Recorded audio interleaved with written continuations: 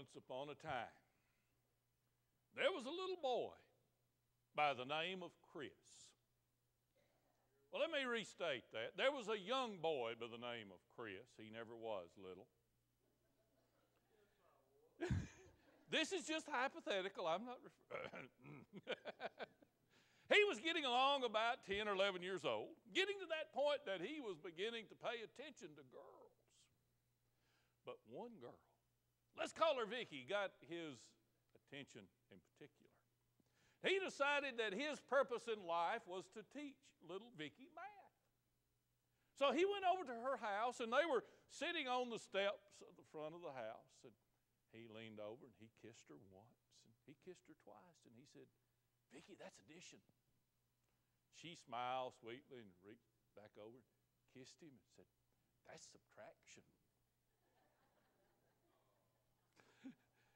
So he leaned back over and he kissed her. She kissed him, and he said, "That's multiplication."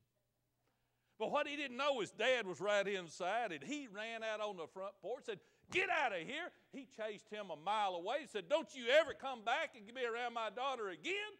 That's long division. Have you noticed that there are some math problems in the Bible? And sometimes there are things presented that, humanly speaking, just don't add up. I read a story about this preacher that from years gone by used that big pulpit Bible. You know, the big family Bible, and it stayed in the pulpit. And he had a practice.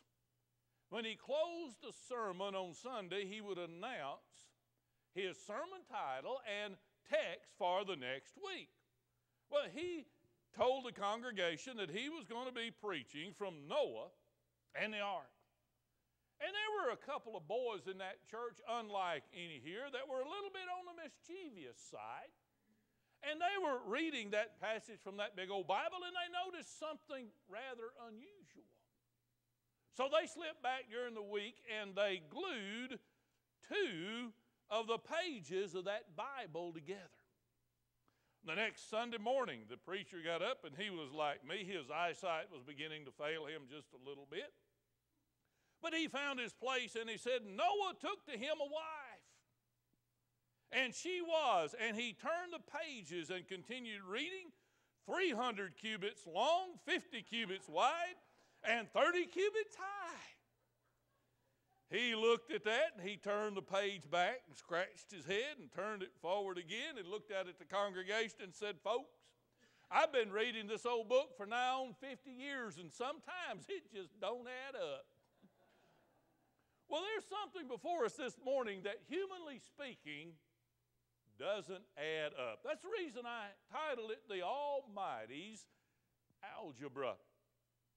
We have before us a fine, fine young man that comes to Jesus, humanly speaking, but he goes away as lost as when he came.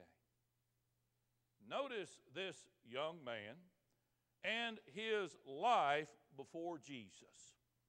There's probably more, but I want to point out to you 6 noble virtues of this young man. And they are virtues any mom and dad would be proud. Let me restate that. Any Christian mother and father would be proud if their son or daughter displayed these same kind of virtues. First of all, he came to Jesus at the right age. Now, my study Bible calls this the rich young ruler. Did you notice as we read Mark, there is no indication about his age? But if you turn to Matthew and read verse 20 of chapter 19, you'll find the phrase, "The young man," referring to him, "said to Jesus." He was young when he came to Jesus. Most of those that ever come to Jesus Christ come at a young age. He has since gone to be with the Lord, but the former professor of evangelism at Southwestern, Roy Fish, his entire teaching career conducted something of an informal survey. On the beginning day of each class, he would ask how old each ministerial student was when they came to Jesus Christ. The majority, get this, were 9 years old. The second largest group were 12. The third largest group were 8. I found the following statistics that 19 out of every 20 that become Christian do so before the age of 25. But now listen to this. After age 25, 1 in 10,000. After age 35, 1 in 50,000. After age 45, 1 in 200,000. This is talking about the general population. After age 55, 1 in 300,000. After age 65, 1 in every 500,000. After age 75, 1 in 700,000. The longer a person waits to come to Jesus, the less likely they are to come to him. Now, those of you that work with children face some of the same dilemmas that I do. They seem to be coming to Christ at a younger and a younger age. But my advice is always the same. You talk to that child the best that you can and see if they understand anything about the concept of sin and salvation. If they don't, you still encourage them and congratulate them on their concern for coming to Christ. Because the longer they wait, the less likely they will ever come to know Jesus Christ. He came as a young man. He came the right way. Now you might ask, is there a wrong way? There's no such thing as a wrong way to come to Jesus, but there are wrong attempts, aren't there? The reason I say he came the right way, apparently he came in a very, very public manner, in a very public place, at a very public time. Now, a number of reasons have been offered, but once there was a man by the name of Nicodemus, and he came to Jesus by night. You remember that? There are those that say, well, they were, through work, and others said, well, that's the time that they discussed theology. Others say that it was symbolic that Nicodemus was in the darkness coming to the light, and all of those things may be true, but there's another possibility. He had a reputation to uphold, and he didn't want to be seen coming to this Jewish rabbi. There are those that are ashamed to claim Jesus Christ. And I'll bet there are those that pride keeps them from stepping out and admitting their need for Jesus Christ. And no doubt there are many Christians who still remain silent. I noticed that there's a theme through the convention and even through Southern Seminary. 20 years ago, Al Mohler preached a message, don't just stand there, do something. On his 20th commencement address, it was don't just stand there, say something. We're not saved to be silent. Read a story about a logger. He had a weekend off, and there was a tent meeting going on. And he got under conviction, and he got saved. But he was telling that evangelist how badly he dreaded going back to that logger camp, that was just a rough bunch of folks, and they would rag him and ridicule him and make fun of him for being a Christian. And that evangelist said, well, I want you to know I'm going to be praying for you. So there he went, and he didn't get to come back for 3 months. And that evangelist saw him again. He said, well, how'd things going? He said, great. Things fine. Said, you mean they didn't make fun of you and ridicule you and laugh at you for being a Christian? Said, no, they don't know it. We've got a lot of incognito Christians, I'm afraid, haven't we? But this young man came very, very publicly. Have you ever noticed that Jesus was crucified on a busy street just outside the city for the whole world to see? There's a theological statement there. He wasn't ashamed to die for you, and we shouldn't be ashamed to profess him. This young man wasn't. He came very publicly. He came with the right attitude. We can see something about his attitude by what's going on here. He ran to Jesus. He felt an urgency in his soul. He couldn't wait any longer. He knew there was danger in delay.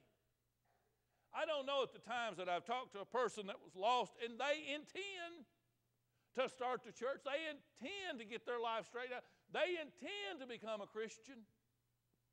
I'm afraid that hell will be full of people that waited just one day too late. A number of years ago when I was a student at Boyce, there was a fire in a nightclub in the metropolitan Louisville area that killed 18 people. My preaching professor was one of those that went with families through the charred remains in the morgue trying to identify their loved ones. It really made an impact on him and everyone that was involved. But the most tragic thing is there was a fire in the back. And while a comedian was on stage, one of the employees came out and took the microphone away from him and told everyone that there was a fire and pointed out the exits and told them to leave right then. They laughed. They thought it was part of the show. And by the time they figured out that it was a fire, there was a panic, and the doors were blocked, and those 18 people lost their lives. There's danger in delay. The greatest danger is putting off that commitment to Jesus Christ. And oh, friends, I got to throw this in. It's not just lost people that are good at putting things off. Baptists are always going to when they get around to it. I'm going to get me a bunch of those. I had some years ago. They were little plastic things, and it said "to it," and they were round. Somebody tell me, well, I'm going to start a church, they get around to it. I'd give them one. Baptists are the meanest people that ever lived. We're always mean to. Right? Just don't get around to it. Delay. He ran. Notice what else he did. He knelt. Pride's a dangerous thing, isn't it? Some people can strut sitting down, can't they? Well, this young ruler, he came and he fell at the feet of Jesus. Now, get this scene here. Here is a rich young ruler, a man of means, influence, prestige, kneeling at the feet of a peasant carpenter. We know the story, but I wonder sometimes if we've ever really thought about it. Jesus was born in a manger, not in a palace, right? To peasants, not to a prince. But have you ever wondered why God chose to do it that way? Have you ever thought about it would be easier to bow to Jesus if he'd been born in a palace? If he was from royalty? You see, by Jesus coming the way he did, it attacks the pride of man. That's what grace really does. Now, there are those that say that grace is a cop-out. By grace are you saved through faith, not of yourselves, lest anyone should boast. But you know what grace does? Grace strips you of any self-worth. You have to come to Jesus and say, not by anything that I've done, but what you've done. He comes and he kneels at his feet. And he addresses him as teacher, as rabbi, as master. In Luke 18:18, this young ruler is called a ruler. Most likely he's not of royal birth, but he's a ruler of the synagogue. He was the one perhaps that would decide who would preach from Saturday to Saturday. He was a man of influence and means, but he calls this lowly carpenter master, teacher, rabbi. And he's saying, I don't have the answer. You're the one that has the answer. Well, that's the right attitude, isn't it? And he calls him not only teacher, but good teacher. I'm going to come back to that in a moment. That's a puzzling statement, isn't it? He said, why do you call me good? There's not one good but the Father.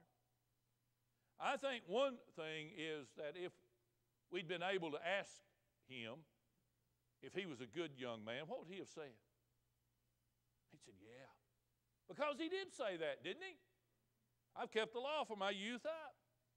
Jesus is not trying to deny his own goodness. He's pointing this individual to a higher goodness, real goodness. But he came with the right attitude. He came from the right background.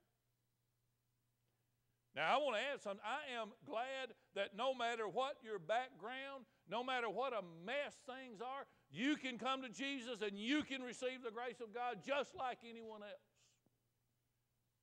But isn't it an advantage when you've, quote, grown up in church, been taught right from wrong? This young man, he grew up in church. When Jesus said, keep the commandments, he said, this I have done from my youth up. What he's probably pointing to is this thing called the bar mitzvah, son of the law. At 12 years old, they would commit themselves to keeping the law. He'd done that at 12. He grew up in church, been taught about God, had the right background. He came for the right purpose. What did he ask for? Eternal life. There are time to time that a person will come to church, come into my office, I'm sure coming to Jason's office, and they got a big problem and they want God to fix it. They don't want God, they want a solution to a problem. Kind of like two fellows that laid out of church and went fishing. They were out in the middle of the lake. Their boat sprang a leak and it was taking on water fast. Neither one of them very good swimmers. One of them looked up and said, God, I hadn't bothered you in 18 years. If you'll get me out of this mess, I won't bother you for another 18. That's the way some people are, isn't it? I want my crisis fixed. Not this man. He said, how do I receive eternal life? He came to the right person. He came to Jesus Christ. I don't know how developed his theology was, but he came the right way, or to the right person, didn't he? He had youth and wealth and popularity and social standing and emptiness.